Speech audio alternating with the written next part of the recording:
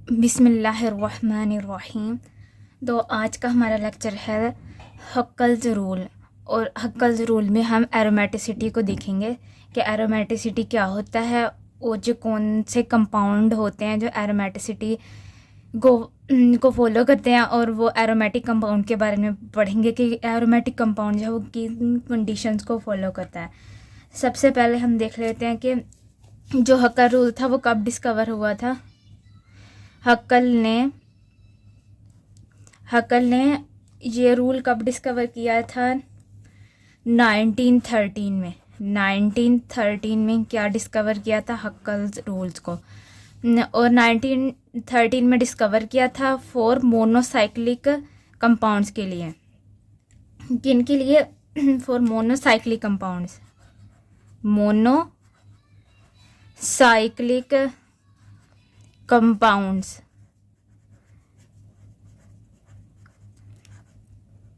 For monocyclic compounds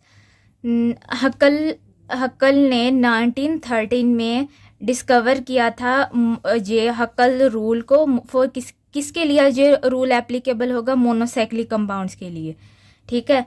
और जो हमारे पास साइक्लिक कंपाउंड होते हैं, साइक्लिक कंपाउंड उनमें एरोमेटिसिटी जब आएगी तो उसको क्या फॉलो करना चाहिए? हक्कल रूल को। हक्कल रूल हमारे पास साइक्लिक कंपाउंड के लिए क्या था? हक्कल रूल। और अब हक्कल रूल क्या होता है वो देख लेते हैं हम। हक्कल रूल, ये जो हक्कल रूल है इसको ऐसे 4n+2, ठीक है। 4n+2 को हम क्या कहते हैं? हक्कल रूल। और यहाँ पे क्या आएगा? Pi electrons. बाद में इसके बाहर क्या आएंगे? पाई इलेक्ट्रॉन्स, जो कि डी लोकलाइज्ड पाई इलेक्ट्रॉन होंगे। होगा क्या कि 4n ऐसे +2 एंड यहाँ पे डी लोकलाइज्ड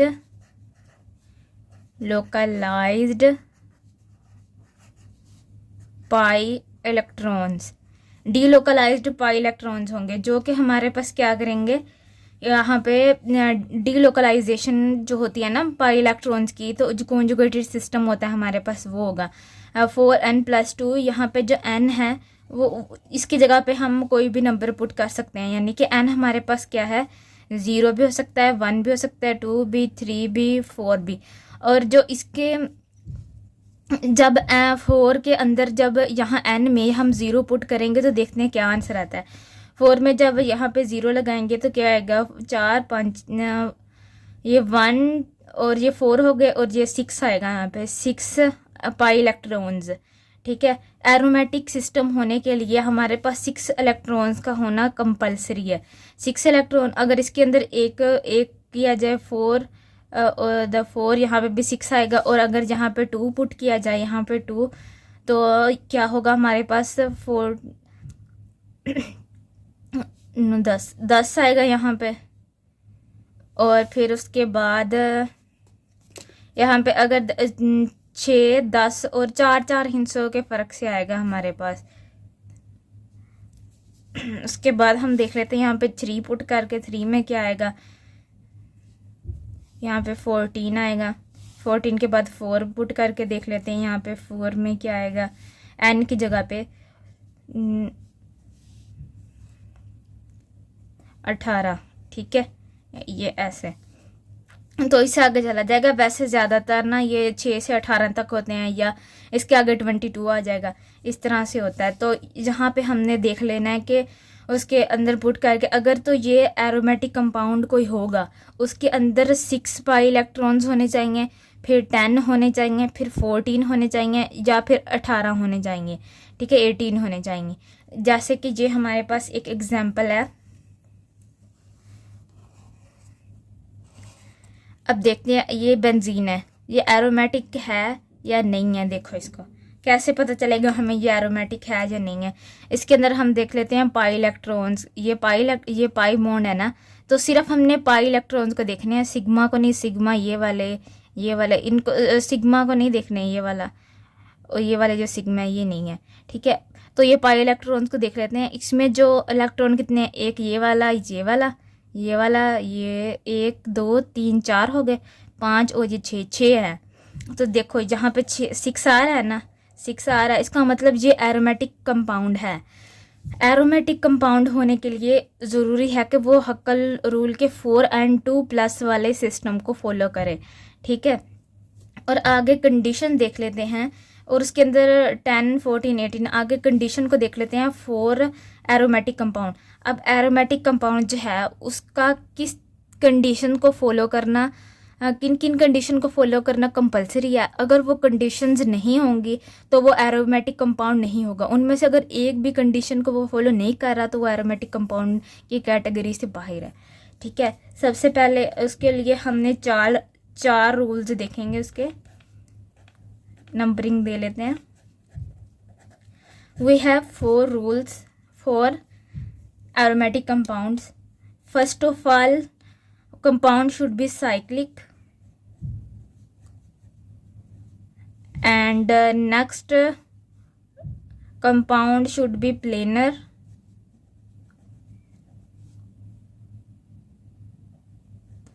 and next है हमारे पास कंपाउंड साइक्लिक होना चाहिए, प्लेनर होना चाहिए, और क्या होना चाहिए, कॉन्जुगेटेड सिस्टम।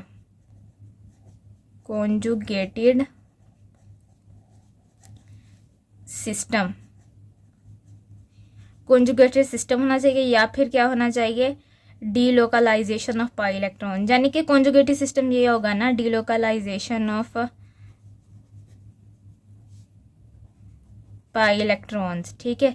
जैसे कॉन्जुगेटेड सिस्टम क्या होता है, पहले एक पाई बॉन्ड होगा, फिर सिग्मा होगा, फिर पाई होगा, फिर सिग्मा होगा, और ऐसे भी हो सकता है pi sigma and lone pair.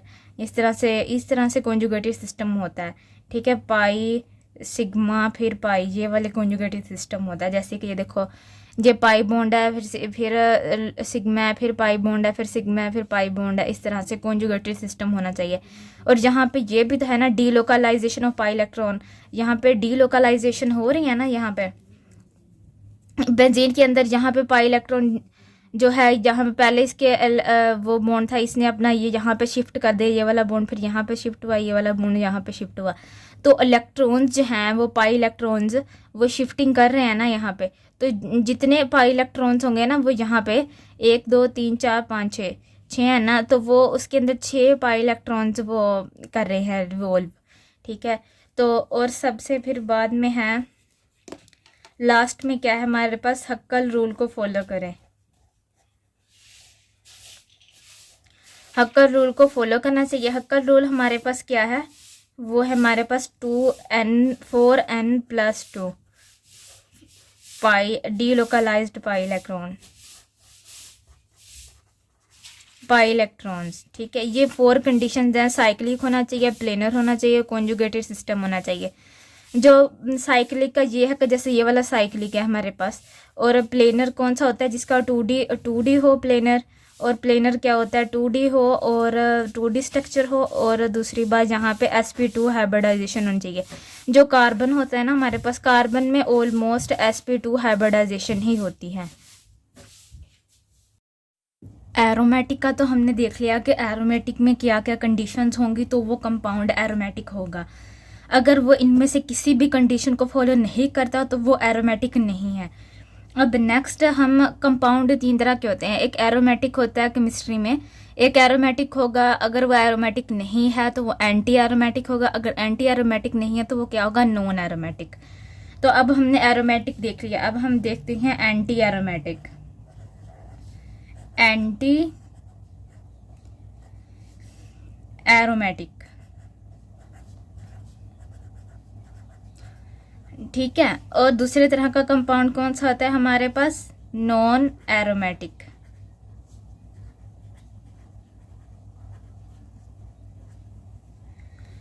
Chemistry में ना 3 तरह के ये कंपाउंड होते हैं। अगर या तो वो एंटी होगा, या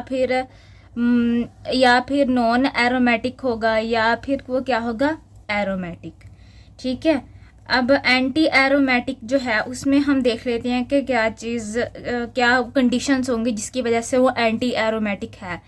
ठीक है, अब उसके लिए हम यहाँ पे जैसे इसकी ये 4 कंडीशंस है ना, 1 2 3 4, इसमें भी सेम वही 4 कंडीशन होंगी, लेकिन एक जो रूल होगा ना वो डिफरेंट होगा। ठीक है,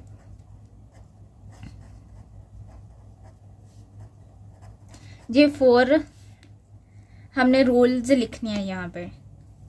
सबसे पहला रूल क्या था कि ये हमारे पास क्या होता है, साइक्लिक। तो एरोमेटिक क्या होता है हमारे पास, साइक्लिक। तो एंटी एरोमेटिक भी हमारे पास क्या है, cyclic. Second rule is planar, यहाँ पे एक एन नहीं आएगा, NAR, प्लेनर। ठीक है, प्लेनर का मतलब कि ये क्या होना चाहिए, sp2 हाइब्रिडाइज्ड होना चाहिए, एंड क्या होना चाहिए, 2D होना चाहिए। ठीक है, और एंटी एरोमेटिक में और क्या होता है, इसमें कॉन्जुगेटेड सिस्टम होना चाहिए, कॉन्जुगेटेड सिस्टम होना चाहिए, यानी कि डीलोकलाइजेशन ऑफ पाई इलेक्ट्रॉन होना चाहिए। ठीक है, अब देखो इसमें भी ये पहली तीन जो कंडीशन है वो सेम है और इसमें भी सेम है। अब डिफरेंट चीज़ है वो क्या है, जहाँ पे हकल रूल जो है ना 4n+2 आएगा कि वो इस चीज़ को फॉलो करे, लेकिन एंटी एरोमेटिक में क्या होगा, वो किस चीज़ को फॉलो करेगा,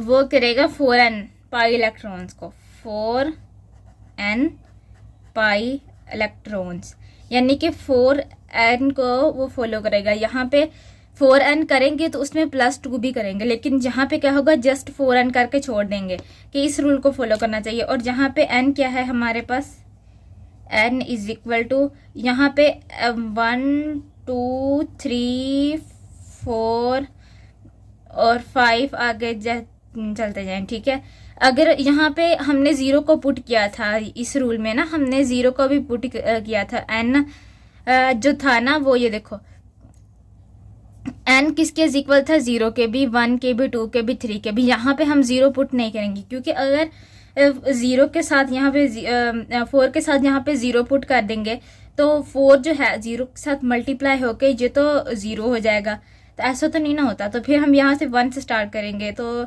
1 से जब स्टार्ट करेंगे 4, इसके अंदर कितने इलेक्ट्रॉन्स होने चाहिए, पाई इलेक्ट्रॉन्स, एक कंपाउंड के अंदर कितने पाई इलेक्ट्रॉन्स होने चाहिए वो हम देख लेते हैं।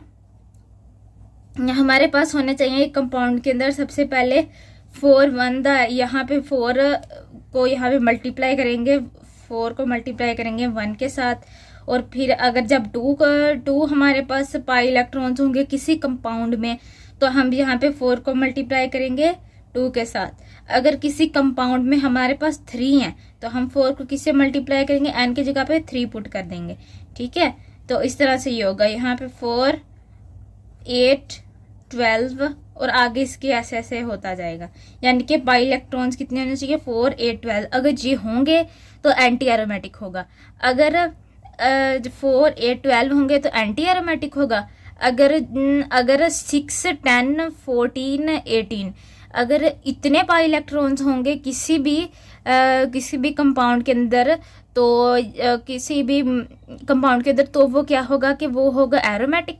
अगर 4 8 12 होंगे तो एंटी एरोमेटिक होगा। ठीक है, ये याद रखना है आपने। अब नेक्स्ट जो है वो यहाँ पे इसकी कोई एग्जांपल देख लेते हैं हम। एग्जाम्पल देख लेते हैं कि हम लिखते हैं साइक्लोब्यूटेन, ये इसकी फेमस एग्जाम्पल है साइक्लोब्यूटेन। साइक्लोब्यूटेन में क्या होता है, हमारे पास ऐसे ये बन गया 4 1 2 1 कार्बन 2 कार्बन 3 कार्बन 4 कार्बन। ठीक है, इसके अंदर साइक्लोब्यूटेन जो है हमारे पास, इसके अंदर हम यहाँ पे 2 डबल बॉन्ड भी लगाएंगे, तो ये जब 2 डबल बॉन्ड साइक्लोब्यूटेन डाईइन। ठीक है, 2 डबल, अब ये वाला sp2 हाइब्रिडाइज्ड होगा, यहाँ पे कार्बन है, यहाँ पे कार्बन है, यहाँ पे हाइड्रोजन इनके साथ लगा हुआ है। ठीक है, ऐसे तो ये वाले सारे क्या हैं, sp2 है, ये वाला कार्बन भी sp2 हाइब्रिडाइज्ड है, ये वाला कार्बन भी sp2 हाइब्रिडाइज्ड है, ये वाला भी sp2 हाइब्रिडाइज्ड है। ये साइक्लिक तो है, ये फर्स्ट कंडीशन तो इसमें फुलफिल हो रही है, सेकंड भी हो रही है कि यानी कि साइक्लिक भी है, प्लेनर भी है, एंड इट्स आल्सो कॉन्जुगेटेड। ये देखो ये वाला जो था ना, यहाँ पे शिफ्टिंग करेगा, फिर जो यहाँ पे शिफ्टिंग करेगा, यहाँ से होता होता मतलब इसमें कॉन्जुगेटेड सिस्टम भी है। ये देखो पाई है, फिर इसके बाद क्या है, सिग्मा है, फिर पाई है, फिर सिग्मा है। ठीक है, इस तरह से कॉन्जुगेटेड सिस्टम भी है। और क्या ये 4n वाले रूल को फॉलो कर रहा है या नहीं कर रहा, वो देखते हैं।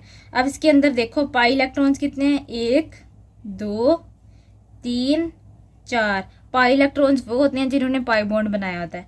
1 2 3 4, 4 है ना। देखो 4n की जगह पे हम 4 रखेंगे, 4n है ना, तो n की जगह पे पाई इलेक्ट्रॉन्स की जो होगी ना क्वांटिटी वो रखेंगे, 4 4 16। ठीक है, तो यहाँ पे अगर हम 4 4 16 करें, आगे इसके देखें तो ये इस रूल को फॉलो कर रहा है। और नेक्स्ट हमारे पास है कि नॉन एरोमेटिक क्या होता है। नॉन एरोमेटिक होता है कि ये सबसे पहले इसकी तो बात यह है कि नॉन एरोमेटिक नॉन प्लेनर होते हैं। ठीक है, नॉन प्लेनर होते हैं। और जो नॉन एरोमेटिक होंगे वो ना ही एरोमेटिक होंगे और ना ही एंटी एरोमेटिक होंगे। नॉट एरोमेटिक कंपाउंड और नॉर एंटी एरोमेटिक।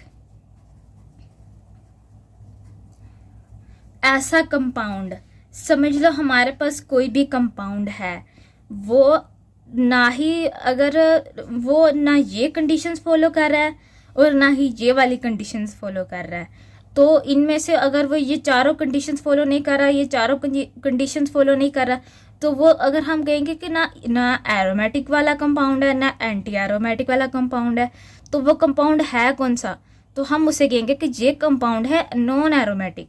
ठीक है, जो इन दोनों कैटेगरीज में नहीं आता वो किस में आ जाता है, नॉन एरोमेटिक में। ठीक है, वो यही बात कर रहे हैं कि एरोमेटिक कंपाउंड नहीं होता और एंटी एरोमेटिक कंपाउंड नहीं होता।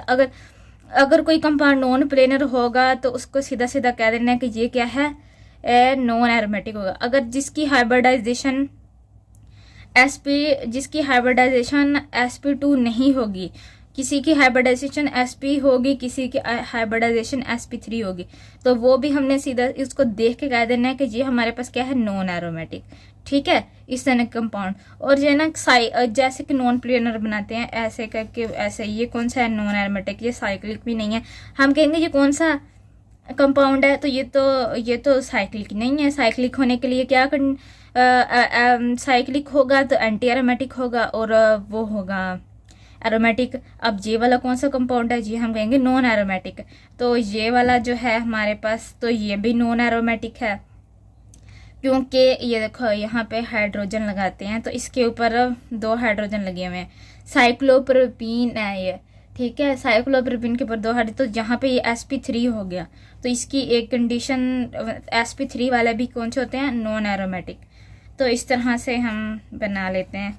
अब अगर इसकी बात की जाए तो यहाँ पे कॉन्जुगेशन नहीं हो सकती, क्योंकि पाई सिग्मा है, फिर सिग्मा है, इस तरह से पाई सिग्मा पाई होता तो इसमें एक की वो है, इसमें क्या कॉन्जुगेशन होगी यहाँ पे। तो मतलब तो ये भी हमारे पास क्या है, नॉन एरोमेटिक। ठीक है, अब नेक्स्ट हम ना इनकी एग्जाम्पल देख लेते हैं कि नॉन एरोमेटिक में कौन सी एग्जाम्पल होंगी और एरोमेटिक में कौन सी एग्जाम्पल होंगी, एंटी एरोमेटिक में। ओके, तो अब हम देखते हैं आगे।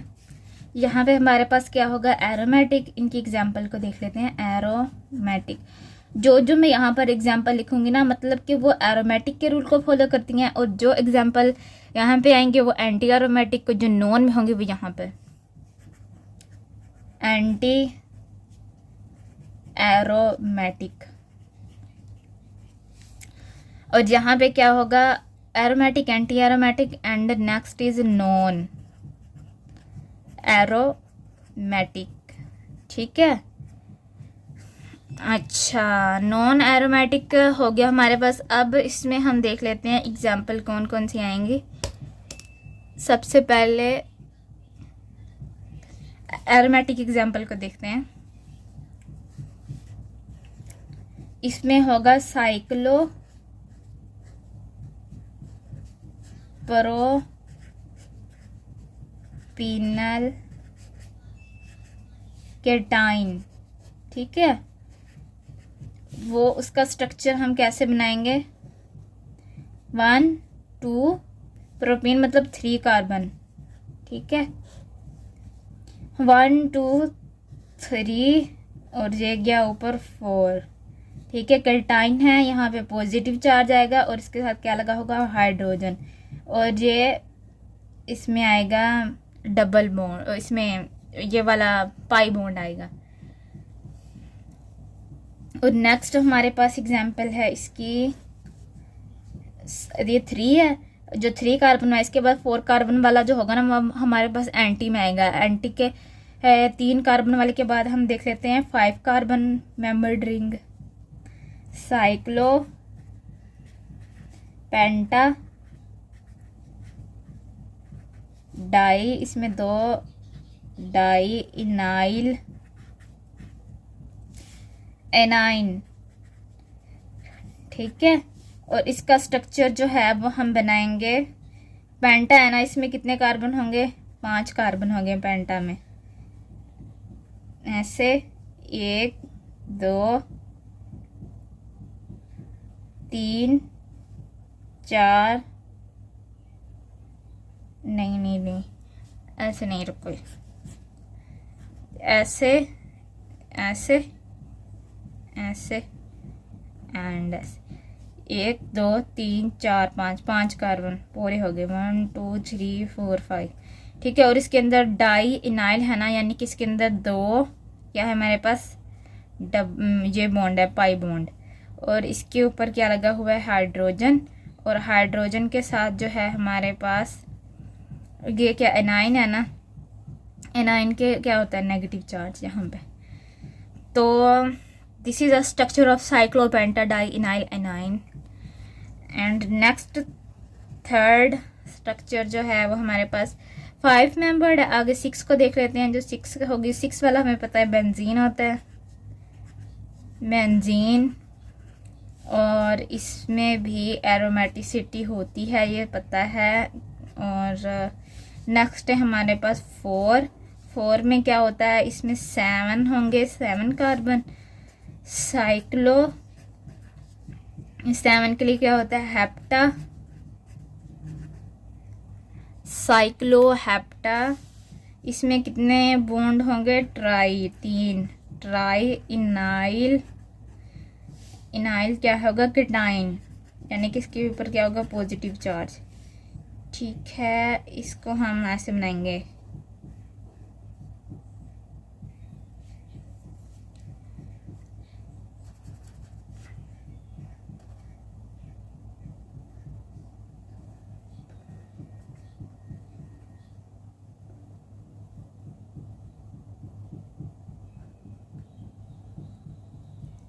ठीक है। ये वाला इसको ना थोड़ा ऐसे कर दो, यानी कि यहाँ पे ना ये वाला स्ट्रक्चर पता कैसे, ऐसे बनेगा, फिर ऐसे बनेगा, ऐसे ऐसे कर देंगे, फिर ऐसे, फिर ऐसे, फिर यहाँ पे भी एक बनेगा।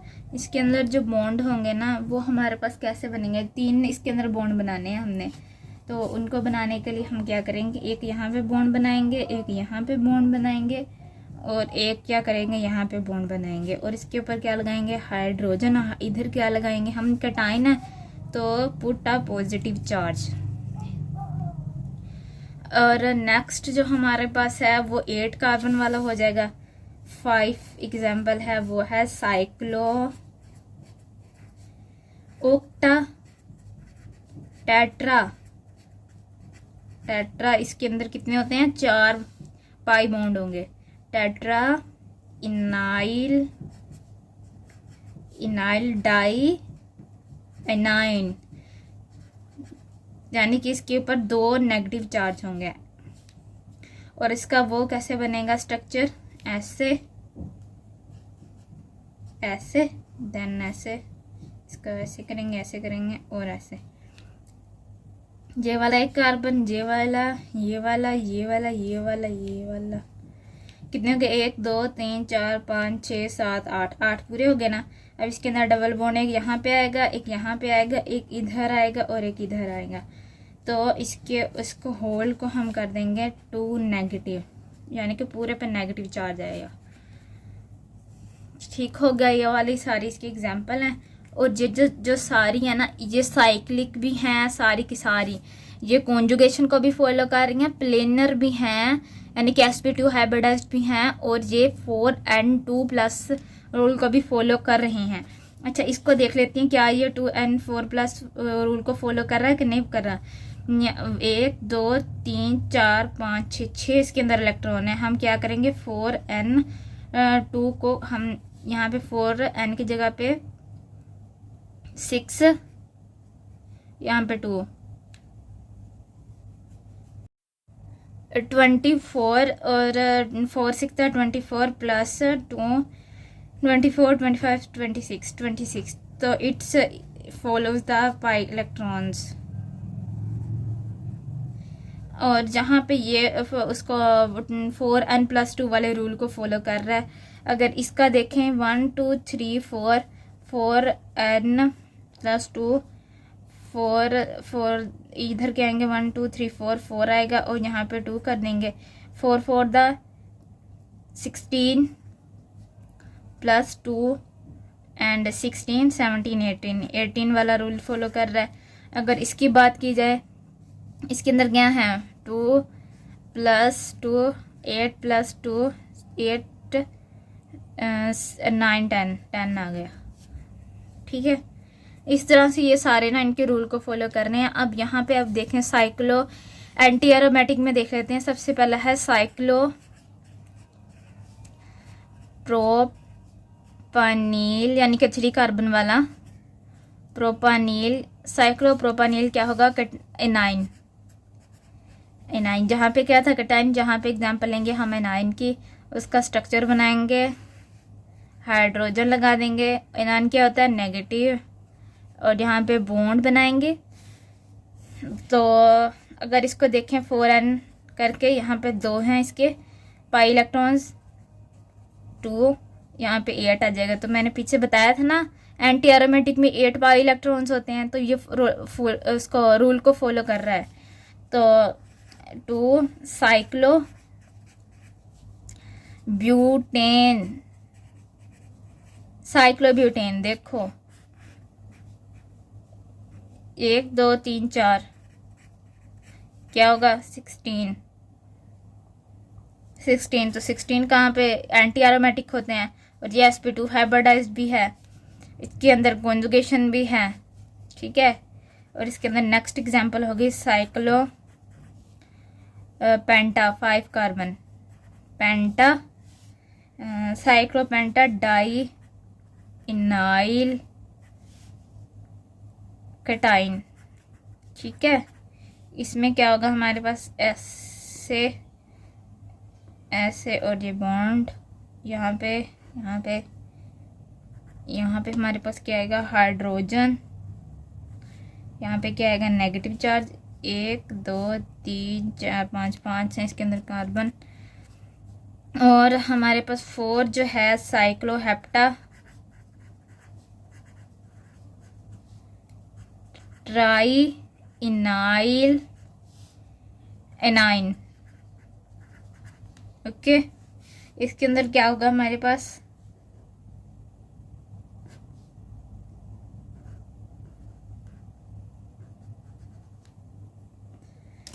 हाइड्रोजन लगाएंगे, एनाइन है तो क्या लगाएंगे, नेगेटिव चार्ज। यहाँ पे 1 2 3 बॉन्ड बनेंगे, ट्राई। ठीक है, नेक्स्ट है हमारे पास साइक्लोहेप्टा। इसमें वो नहीं आएगा, ऑक्टा नहीं आएगा इसमें, इसकी एग्जांपल पे, क्योंकि वो ऑक्टा एक इसमें आएगा और एक नॉन एरोमेटिक में ऑक्टा आएगा। ठीक है, 8 कार्बन वाला। अच्छा, अब इसकी बात कर लेते हैं। इसमें भी साइक्लोकटाइन वाला भी देख लिया, एनाइन वाला भी देख लिया। अब दूसरा साइक्लो देखते हैं हम, साइक्लो प्रोपीन। ठीक है, साइक्लोप्रोपीन में क्या होगा, जहाँ पे ऐसे यहाँ पे 2 हाइड्रोजन आ जाएंगे और डबल बॉन्ड। ये देखो ये क्या हो गया, यहाँ पे sp3 हो गया। ये तो उसकी एरोमेटिक और एंटी एरोमेटिक की से बाहर चला गया कैटेगरी से, तो ये sp3 हो गया। तो ये क्या हो गया, नॉन एरोमेटिक। ठीक है, और इसके अंदर ब्यूटेन जो होता है वो हमारे पास एंटी एरोमेटिक हो गया। अब एक और एग्जांपल ले लेते हैं, साइक्लोपेंटेन,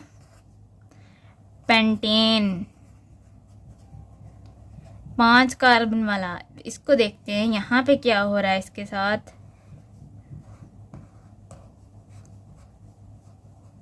हाइड्रोजन लगा, दूसरा हाइड्रोजन लगा, ये भी sp3 हो गया, ये भी नॉन एरोमेटिक हो गया।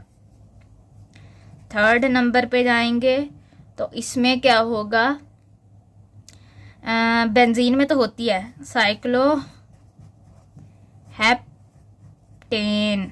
नहीं टीन होगा, डबल बॉन्ड भी तो आएगा, टीन।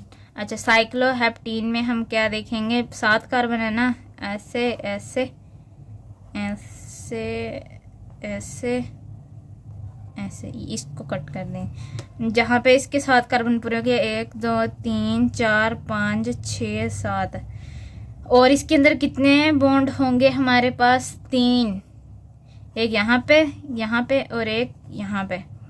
और जहाँ पे क्या होगा, इसके अंदर भी 2 ही हाइड्रोजन आएंगे। अगर केटाइन और एनाइन होता तो फिर ही हाइड्रोजन, यानी कि इसके अंदर sp2 होगा। यहाँ पे तो ये sp3 हो गया, तो sp3 हो गया कार्बन जहाँ वाला, तो सारे यहाँ पे sp2 होने चाहिए थे, लेकिन जहाँ पे ये वाला कार्बन आके sp3 हो गया, तो इस वजह से ये नॉन एरोमेटिक हो गया। Last example is साइक्लोओक्टेन,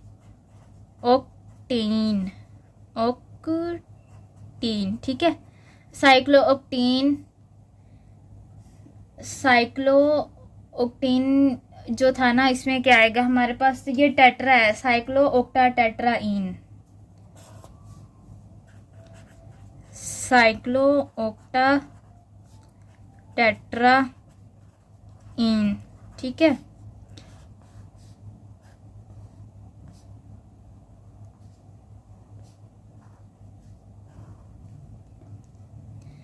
double bond double bond double bond double bond, ठीक है। ये क्या है, नॉन प्लेनर, ये हमारे पास क्या है, नॉन प्लेनर। और इसकी एक और shape, this is a tube like shape, तो इस वजह से ये भी कौन सी है, नॉन प्लेनर। नॉन प्लेनर होगा तो क्या होगा हमारे पास, नॉन एरोमेटिक।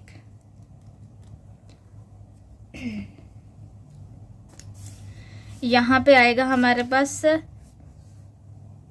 डाईइन भी आएगा, क्योंकि इसके अंदर 2 बॉन्ड है, डाईइन, ठीक है। यहाँ पे ट्राईइन आएगा, ट्राईइन, क्योंकि इसके अंदर 3 बॉन्ड है।